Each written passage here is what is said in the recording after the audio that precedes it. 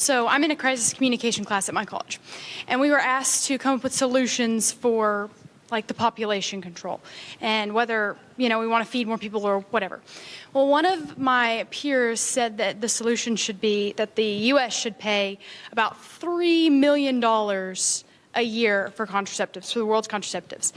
My question is, how do we get the average student to realize that that money doesn't just come from the government? It's not magic. It's So I'll do you one better. So taxpayer. the premise of your class is that we have too many people. Yeah, we don't have one of the things. Yeah, I reject the premise. We need more. We need more children, not less children. Our country's on the verge of a population collapse. And so here's one piece of advice I'll give you for everyone in the room. As soon as you're talking about how we're going to pay for something, we've already lost the debate. First, you should say, why should we pay for that nonsense at all? And by the way, we shouldn't fund contraceptives. We shouldn't fund any of that garbage. But back to what you're saying. So this is basically you're being taught earth worship, okay? And that's what's being taught in most schools, which is somehow we must put the earth above the well-being of human beings. Remember, we have a pro-human agenda, right? Now, we shouldn't abuse the earth. We shouldn't pollute the rivers or the lakes. But always we should have a belief in human supremacy. I know that's like a weird thing to say, but that's basically where this conversation goes right now. I believe human beings are image bearers. You're made in the image of God. Every life is a gift, should be preserved and protected. We have 1 million abortions a year every single year. And I believe if you can't get that issue right, then look at all the other issues you screw up beyond that. But also, this is something that happens in the academy far too often, which is we have too many people, we need to get rid of population. I'm going to make a prediction that's the opposite. In 30 years, we're going to see declining population like you've never seen before. We're already seeing it here in America. So in the last year, you have a lot of people at home, people spending time locked down. You'd say, oh, birth rate's going to go up. It's a dramatic decrease like we've never seen before. Why? Half economic, right? It's expensive to have kids. People say, I'll have one of each, like they're picking out a Toyota or something, right?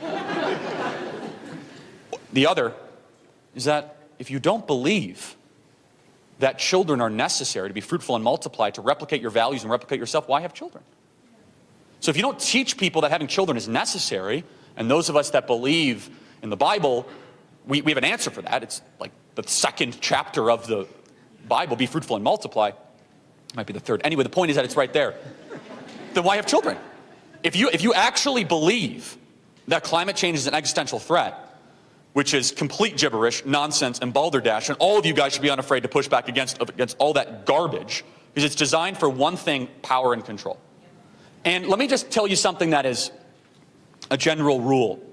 If your biggest worry in life is existential, you live a great life. If your biggest worry is the sky falling and not sanitation, nutrition, getting murdered on the way home or being beaten, you live a very nice life. You do. This climate change nonsense can only happen in a rich, generally peaceful society.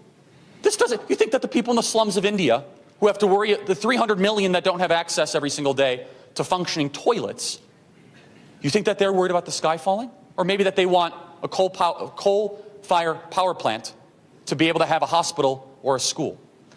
And so I guess the final point I'll make on this, which is so important, is reject the premise. The premise of that whole thing is that more people, population increasing, much reduced people. I don't agree with that at all whatsoever. I think that we have a commandment to be fruitful and multiply. I do not believe even close that human population is what is destroying the entire earth. And even beyond that, I think that if that's their biggest concern, it's nice to lightly remind them that you live a great life. Maybe you should worry about improving yourself, not destroying the world around you. Thank you. It's good. Thank you.